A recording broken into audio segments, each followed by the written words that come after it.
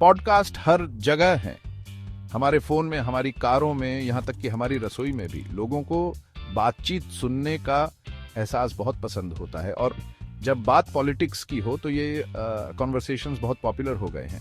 Politicians को podcast बहुत पसंद हैं। ये यंग वोटर्स तक पहुंचने का एक मौका है, ज्यादा रिलेटेबल बनने का। लेकिन क्या ये वाकई में एक कॉन्वर्सेशन है या ये कुछ और ही है? ज्यादातर ये कुछ और ही लगता है, ये प्रोपेगेंडा लगता है। अब मुझे पता है आप क्या सोच रहे हैं, जॉन तुम थोड़ा ज्यादा ही ड्रामा कर रहे हो, है ना? और शायद मैं कर रहा हूं, लेकिन मेरी बात सुनो, क्योंकि इन पॉलिटिकल पॉडकास्ट्स में जो हो रहा है वो वाकई में काफी चिंताजनक है। ये सब एक टफ इंटरव्यू के इल्यूजन से शुरू होता है। पॉलिटिशियन पॉडकास्टर के साथ बैठता है, वे दिन के बड़े मुद्दों पर बात करते हैं। पॉडकास्टर टफ क्वेश्चंस पूछता है, या कम से कम वे टफ लगते हैं। लेकिन बात यह है, वो टफ क्वेश्चंस वो अक्सर पहले से तय होते हैं। राजनेता की टीम पहले ही प्रश्न देख चुकी होती है, उन्होंने उत्तर तैयार कर लिए हैं, उन्होंने टॉकिंग पॉइंट्स तैयार कर लिए हैं।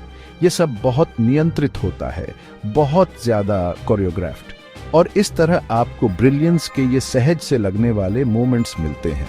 राजनेता के पास बस यूं ही परफेक्ट एनेक्डोट होता है, एकदम सही स्टैटिस्टिक, एकदम सही जिंगर।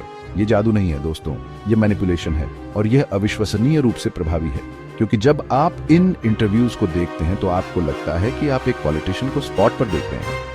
आपको लगता है कि आपको कर्टन के पीछे की एक झलक मिल रही है, लेकिन आप नहीं देख रहे हैं। आपको केयरफुली क्यूरेटेड परफॉर्मेंस मिल रहा है। और सबसे बुरी बात यह है कि ज्यादातर लोगों को पता ही नहीं है। उन्हें लगता है कि उन्हें इन्फॉर्म्ड किया जा रहा है, उन्हें लगता है कि वे कहानी के दोनों पहलू सुन रहे हैं, लेकिन वे नहीं सुन रहे हैं, उनके साथ खेला जा रहा है। आइए इन सो कॉल्ड टफ क्वेश्चंस के बारे में 1 मिनट के लिए बात करते हैं। उन्हें अक्सर इस तरह से फ्रेम्ड किया जाता है जिससे राजनेता नैरेटिव को कंट्रोल कर सके। उदाहरण के लिए यह पूछने के बजाय कि आपके प्रशासन जलवायु परिवर्तन को संबोधित करने में विफल क्यों रहा, पॉडकास्टर पूछ सकता है, राजनीतिक रूप से विभाजित वातावरण में जलवायु परिवर्तन को संबोधित करने की चुनौतियों पर आपके क्या विचार हैं? फर्क दिख रहा है? पहला प्रश्न जवाबदेही मांगता है। दूसरा प्रश्न राजनेता को एक वेग, सेल्फ सर्विंग आंसर देने के लिए इनवाइट करता है, और वे ठीक यही करते हैं।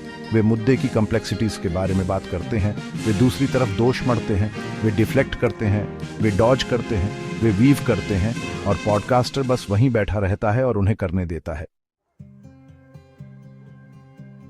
अब आप सोच रहे होंगे, लेकिन जॉन, कुछ पॉडकास्टर तो जरूर पुशबैक करते होंगे, जरूर वे इन राजनेताओं को चैलेंज करते होंगे, और हाँ, कुछ करते हैं, लेकिन उतने नहीं जितने करने चाहिए। क्योंकि यहाँ पॉलिटिकल पॉडकास्ट्स का दूसरा डर्टी लिटिल सीक्रेट है, शायद ही कभी कोई फॉलो अप होता है।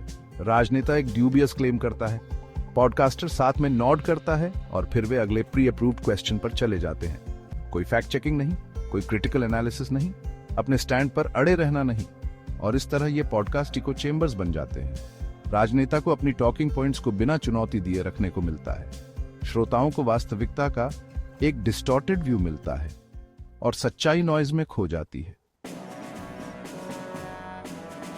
सेक्शन 5, सोशल मीडिया एम्प्लीफिकेशन का इको चैम्बर। लेकिन रुकिए, अभी और भी बहुत कुछ बाकी है, क्योंकि प्रचार यही नहीं रुकता। अरे नहीं, यह और भी बदतर हो जाता है। राजनेता की टीम तब इन केयरफुली क्यूरेटेड इंटरव्यूज को लेती है और उन्हें बाइट साइज्ड क्लिप्स में काट देती है। आप जानते हैं कौन से वाले? वे आपके सोशल मीडिया फीड पर पॉपअप होते हैं। वे शेयर होने के लिए डिजाइन किए गए हैं, वायरल होने के लिए, संदेश को दूर दूर तक फैलाने के लिए, और वे अविश्वसनीय रूप से प्रभावी हैं। क्योंकि लोग इन क्लिप्स को देखते हैं और सोचते हैं, ओह, यह राजनेता वास्तव में अपनी चीजें जानता है, या वाह, वे वास्तव में अपने विश्वास के लिए खड़े हुए। लेकिन वे वास्तव में जो देख रहे हैं वह एक केयरफुली कंस्ट्रक्टेड इल्यूजन है। उनकी राय में हेरफेर करने के लिए डिजाइन किया गया प्रचार का एक हाईलाइट रील। यह पत्रिकाओं में उन एयरब्रश्ड फोटोज के राजनीतिक समकक्ष है। यह सतह पर अच्छा दिखता है, लेकिन यह सब नकली है। सेक्शन 6, अनियंत्रित आख्यानों के खतरे।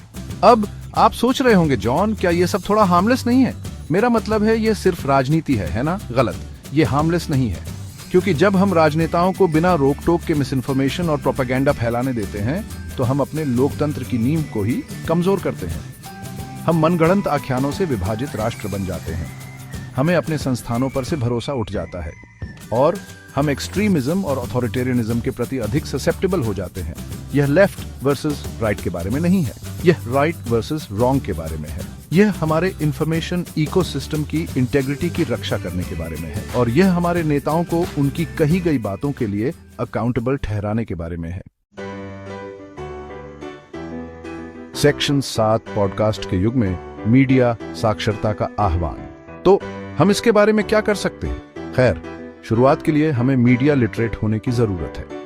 हमें इंफॉर्मेशन के क्रिटिकल कंज्यूमर्स होने की जरूरत है।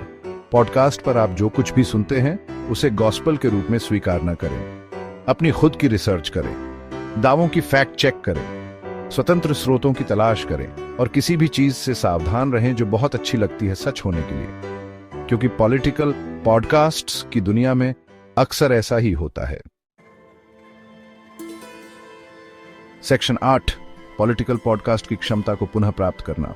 अब मैं ये नहीं कह रहा हूं कि सभी पॉलिटिकल पॉडकास्ट खराब हैं, वहां कुछ बेहतरीन भी हैं।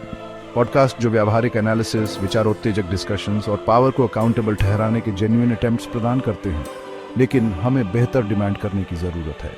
हमें ऐसे पॉडकास्ट का समर्थन करने की आवश्यकता है जो ट्रूथ, एक्यूरेसी और अकाउंटेबिलिटी को महत्व देते हैं। हमें ऐसे पॉडकास्ट को कॉल आउट करने की आवश्यकता है जो प्रोपेगेंडा और मिसइंफॉर्मेशन पेश करते हैं।